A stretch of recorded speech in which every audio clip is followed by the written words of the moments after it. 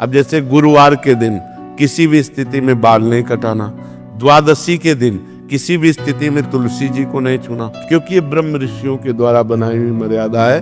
बुधवार को और शुक्रवार को आप बाल कटवा सकते हैं, लेकिन अन्य दिनों में कटवाने से आपके पुण्य क्षय होंगे। अब रोज सुबह लोग बाल आदि, तो हम कहते हैं केवल बृहस्पतिवार को मत करवा, और ना मानो तो गुरुवार का दिन परम पवित्र गुरु के लिए है, उस दिन आप क्षौर कर्म न करें, बिल्कुल निषेध है। नहीं, उससे पुण्य नष्ट होते हैं, आयु नष्ट होती, बुद्धि नष्ट होती।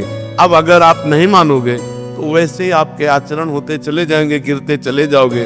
देखो, आप सब लोग यहाँ क्या देखने आए हो? तो आप यहाँ देखने आए हो साधुता, भगवान के भक्त का दर्शन, जो शास्त्र के अनुसार चलता है। अगर हम धर्म से ना चलते हो तो आप हमारे दर्शन करने आओगे क्या? हम भी तो एक मनुष्य हैं, हम भी तो आप जैसे ही हैं। तो आप सोचो, उन्हीं ब्रह्म ऋषियों ने ये मर्यादा रखी। वैसे ही जब हम चलते तो हमारे अंदर तेज, हमारे अंदर शांति, हमारे वचनों का प्रभाव, हमारे दर्शन मात्र से तुम्हें सुख मिलेगा। तो क्या वो आप नहीं बन सकते?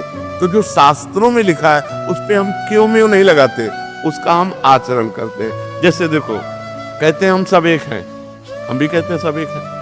अब एक पिता के दो पुत्र हैं, एक बड़ा एक छोटा है। अब छोटा वाला बड़े के पैर छूता है तो देखो कितना अच्छा लगता है। अगर छोटा वाला अकड़ के कर दे कि जिस बाप से तुम पैदा उसी बाप से हम पैदा हैं, क्या कमी जो हम तुम्हारे पैर छुए, वो दंडता कही जाएगी कि नहीं कही जाएगी? और जब भैया कह के पैर छूता है तो हाथ।